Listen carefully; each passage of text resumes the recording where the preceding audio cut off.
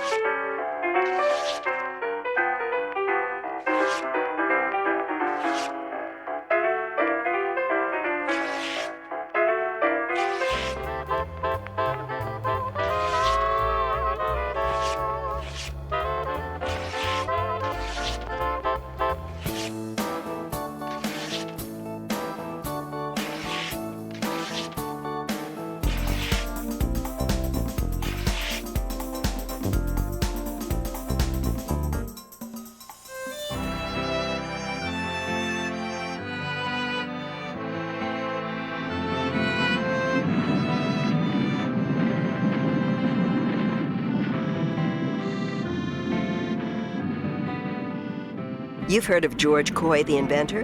What you may not know is that he was wounded in the Civil War. His left arm and hand were shattered by shell fragments. So the professional soldier became a telegrapher and ended up managing the Western Union office in New Haven. And that is how he came to be standing on the stage of the Skiff Opera House in New Haven with Alexander Graham Bell, assisting the great man in his first time ever dual telephone demonstration. A demonstration where he heard Bell say that the telephone would become as common in the home as gas or water. George was inspired and created his famous switchboard using leading-edge technology at a time where technology meant a little bus of wire, some teapot handles, and a few carriage bolts. But not every idea worked out so smoothly. Take his idea of using boys for operators.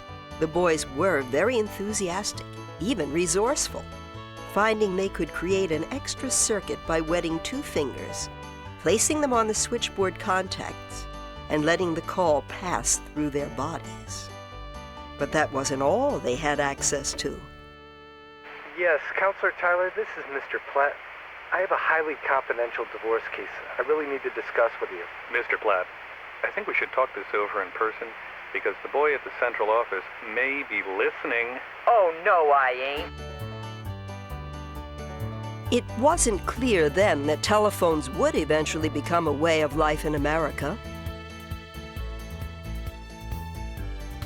What was very clear from the beginning was that creating technological firsts would be a way of doing business for SNET.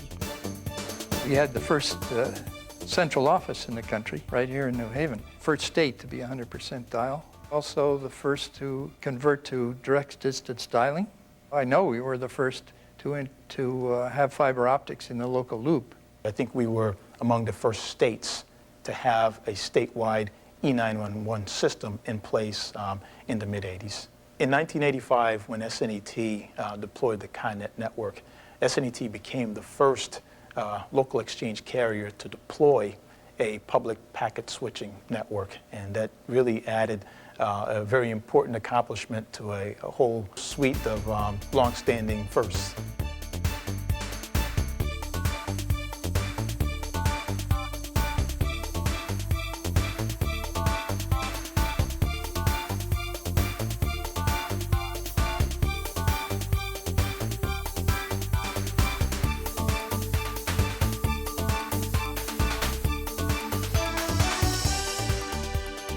A little ingenuity and a powerful sense of curiosity. Through the years, that combination has been magical for SNET. And if you think about the world that technology has opened for all of us, it's actually a little awe-inspiring.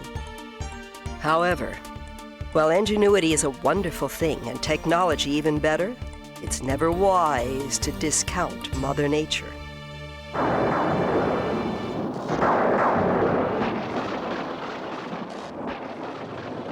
Always dramatic, sometimes deadly.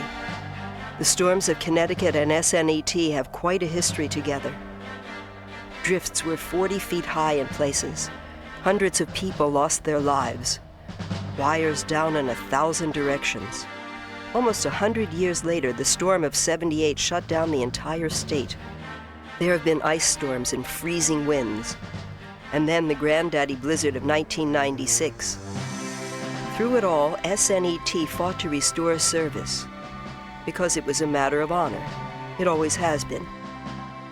In the storms, you couldn't get to work a lot of times, so they would send the telephone installers or construction people out to pick you up in a truck. And you would stay all night sometimes. I remember staying in New Britain office 2 nights in a motel. They put us up and fed you and everything, but you didn't seem to mind because that was the name of the game. You were always there for the customer. The floods of 1936 were bad.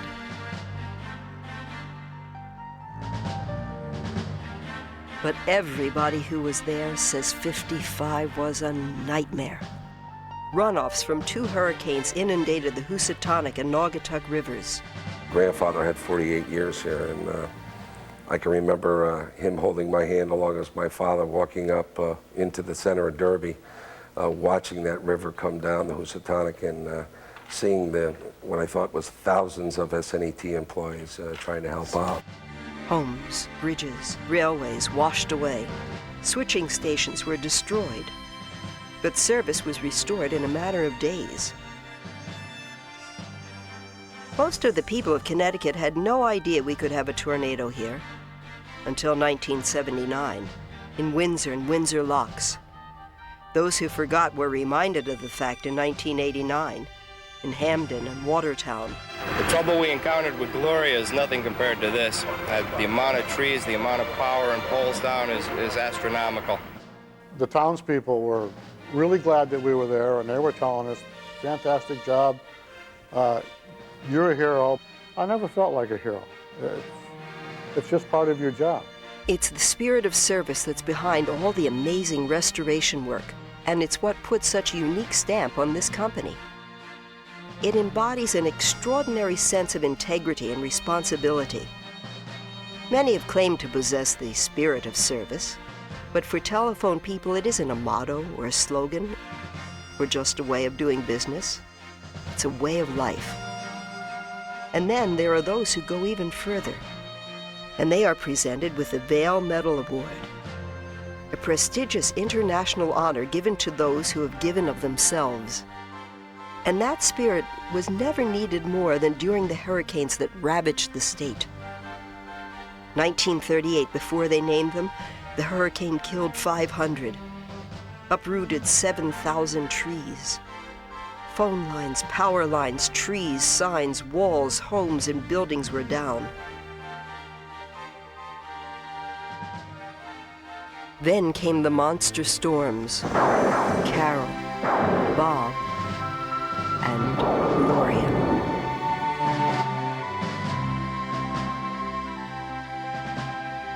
Storms of amazing fury and destruction.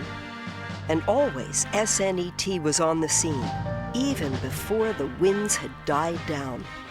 Our people are doing a sensational job of putting our business back together. in the face of what I understand is about the worst storm ever to hit the state of Connecticut. Funny thing about the spirit of service, telephone people don't always like to talk about it. They just do it. People like Vail Medal winner Jack Steck.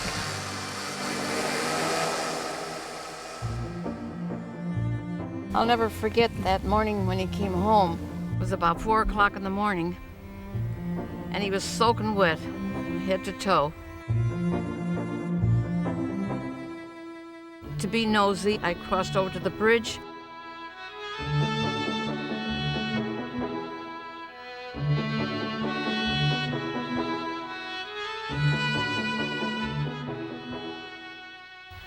And I heard different people saying, "Stick."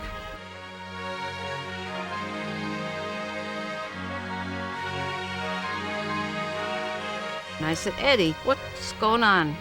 He said, "Didn't you hear about Jack saving this guy's life?" I said, "No, I didn't. He didn't say a word about it."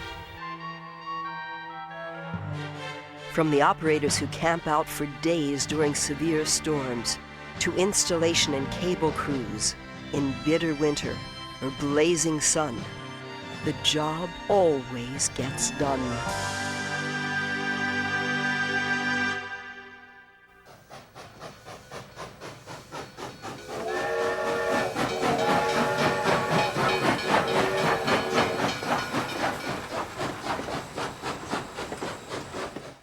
High drama, fierce competitive battles, power, greed, and intrigue. That was the scene in the 80s. The 1880s. George Coy's invention had caused quite a stir, with Western Union getting its first taste of competition, and they didn't like it one bit.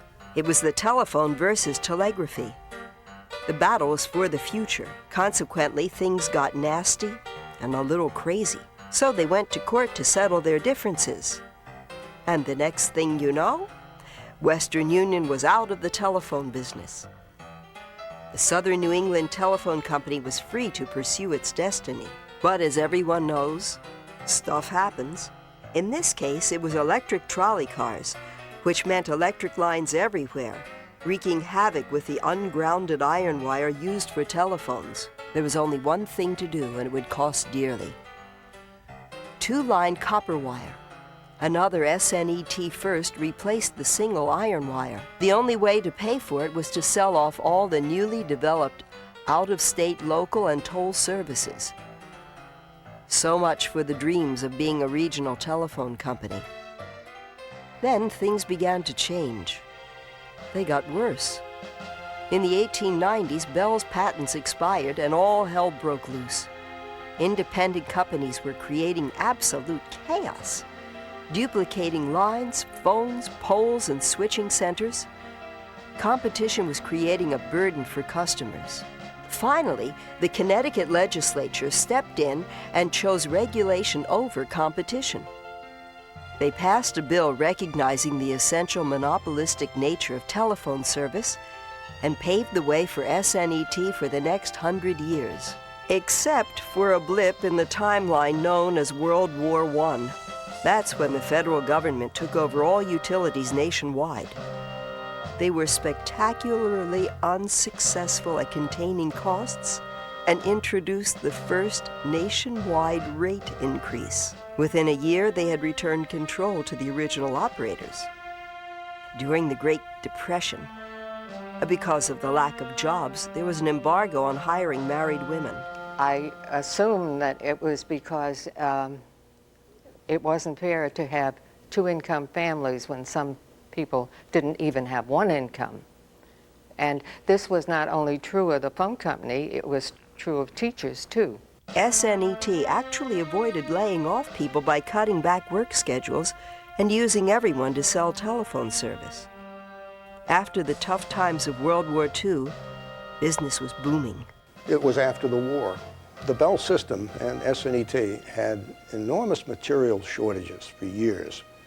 And so customer demand was a given. Not only were customers beating on the door, they were letting their fingers do the walking. The Yellow Page business grew right along with the telephone company. They are part of our heritage. It was a great deal for the telephone subscriber because were it not for directory, a residence customer would be paying anywhere from half a buck to a buck more per month for their telephone service. So for 30 years plus, SNET, along with the rest of the country, had continued to grow and prosper. It built a reputation of providing exceptional service, even responding to fires, like the one at the Olin Corporation in 1981. It started on Friday evening and continued until 6 o'clock the next morning. But by Monday afternoon, SNET had their voice and data lines up and running. Olin owes a debt of gratitude, not only to the company, but the individual people who have given up their time in order to ensure that we are back to normal in servicing our customers and employees on Monday morning. It was in the early 1980s that the storm clouds began to gather. The regulatory world, the political world, the technological world, everything was in a state of flux, changing rapidly. The FCC said that customers would be allowed to attach their own devices to the network. It was the first tiny pebble bouncing down the side of the mountain. By 1983, the entire mountain itself was crashing down, and the Bell monopoly was history. We at Southern New England Telephone have also reaped the benefits of a 100-year association with the Bell system, a benefit of no inconsiderable value, I might add, and one we are not happy about losing. My 36 years with the Southern New England Telephone Company, events have never approached the pace and the significance that they have during 1983. It was exciting, it was exhilarating, it was frustrating, it was also frightening. With the dawn of the new era of competition came choices. Once we knew divestiture was coming, we did a lot of things, and we did some right and some wrong. SNET moved quickly to get a foothold in the deregulated business. The basis of the Sonicor Systems business plan presented a window of opportunity to take the traditions of a Bell company in a newly deregulated market and almost go nationwide with it. This opportunity was short-lived, however, when the Justice Department changed its mind and opened up the equipment business to 7 $10 billion corporations. But there were other opportunities, like the joint venture with CSX Railroad Company, LightNet. Utilizing the extensive presence of railway right-of-ways, 20 states east of the Mississippi became home to a network of high-speed fiber optic cabling. Perhaps the most visible and widespread advance came with cellular technology. For SNET, it started in 1985, reaching from lower Fairfield County right on through Hartford and on up to the Massachusetts border. I can remember when we had the press announcement that we were going to go into that business. And I can also remember the day we cut it over. And I can remember 18 months later when it became profitable and we never looked back. By the end of the mid-80s, the 1980s, SNET had come full circle. It was now possible to separate what worked and what didn't work, and to forge a family of businesses under the holding company umbrella of Southern New England Telecommunications, and launch a long-distance company with links to the very ends of the earth. In 1993, for example, we rolled out our long-distance business, SNET America, which has been a phenomenal success. We've done what we wanted to do in the first 7 months of operation. That's saying a lot. We've pretty much met our revenue objective every single month. Along with the SNET America offering of in-state, out-of-state, and international calling, the company rounded out the product line with the introduction of SNET Internet Service. At the heart of SNET services is a robust network brought to a new level of capabilities through ISNET. By now, SNET had this change business down to a science, which was fortunate because in keeping with the tradition-toppling spirit of the 80s, lawmakers, first Hartford, then Washington, opened the state to full telecommunications competition. With the 1996 Telecommunications Act, anybody could offer local phone service, and telephone companies could enter the cable TV business. A new day and a new age in entertainment, the launch of SNET Americast. SNET had become the first company in the nation to receive a statewide franchise for cable service. Now, SNET was positioned to offer customers the best in information, communications, and entertainment services. Despite all the changes in the business, one constant remains: SNET's commitment to the communities it serves. This commitment was never more apparent than after the 1989 tornado in Hamden. Now, sometimes people picture utilities as cold and callous, but not in this case. Very, very receptive and just work with us completely, very nicely. It's a good neighbor.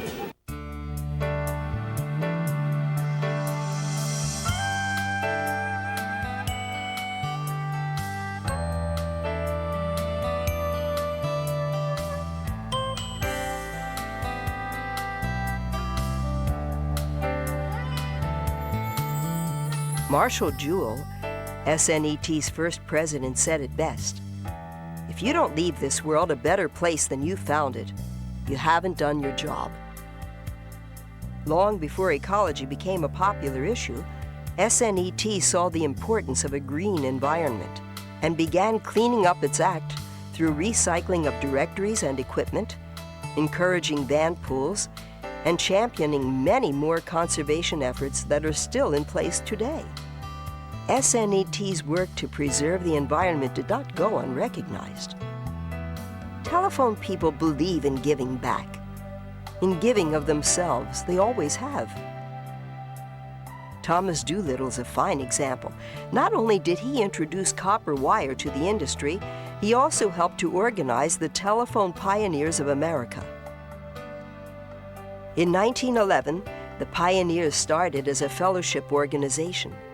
They were soon using technology to improve people's lives.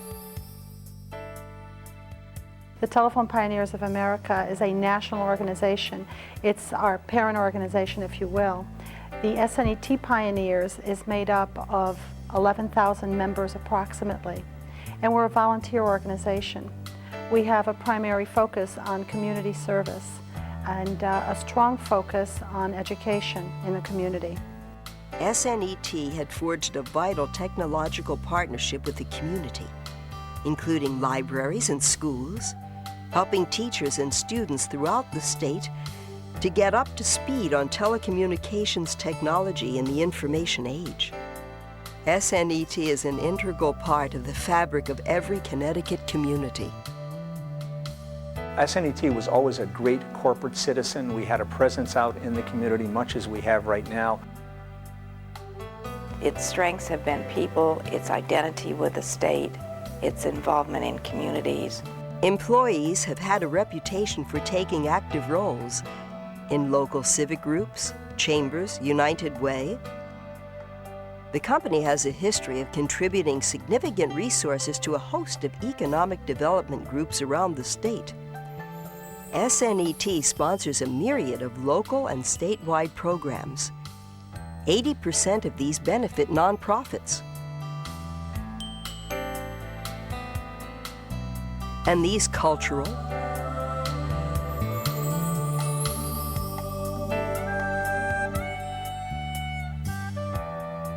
sports,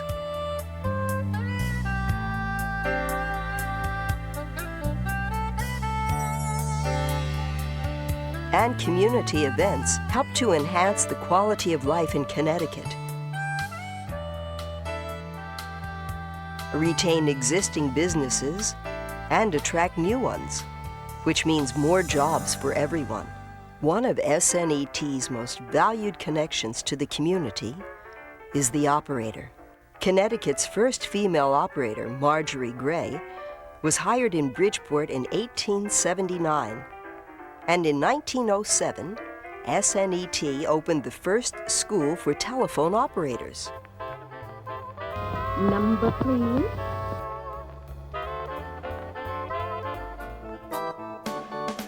Operator, may I help you? Operator? Directory assistance, may I help you, please? We still consider ourselves the human connection Even though an operator only spends on the average maybe 20 to 25 seconds with a customer, that customer is going to develop an image of SNET based on that contact. We still in operator services have the most customer contacts on a daily basis than any other department in the company. Right now it's in the area of 300,000 contacts a day.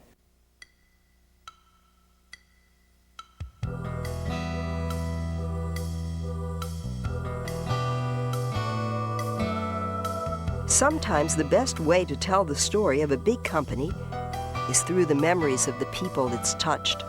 The day President Kennedy was shot was absolutely pandemonium. My God, the whole board was, every light was lit. You tried to answer them as, as quick as you could. And I had to go back to work because they needed our service so much. People were just jamming the phone lines up. It just didn't seem to stop. I think we worked there till midnight and it was still lit up.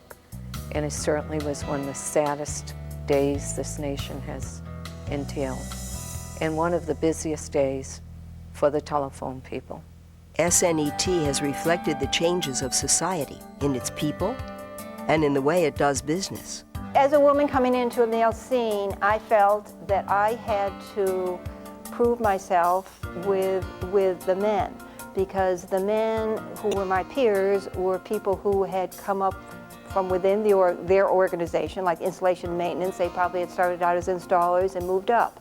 Well, when I came in as a representative, there was paperwork. You had the paper bills, you had the paper toll, you had all the paper records. You took handwritten all the information that the customer wanted. And if you can imagine now, over the period of time, now it's all computerized. There's no paper at all. Everybody worked in the best effort for SNET. In other words, this is our company. We want to work for the company. We want to do what's best, and we come to the table bringing ideas, thinking about what is the best way to make our company the best company in Connecticut. Serving the customer is a given. Serving each other has always been just as important. I was only there as a trainee for a week when my mother became seriously ill. And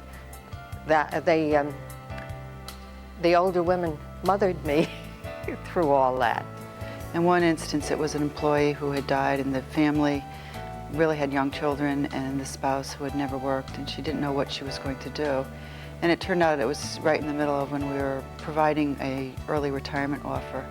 And we were able to work with the provisions that we had in the plans and the benefit committee to provide a lump sum pension benefit to the family. And it kept her from a catastrophic situation.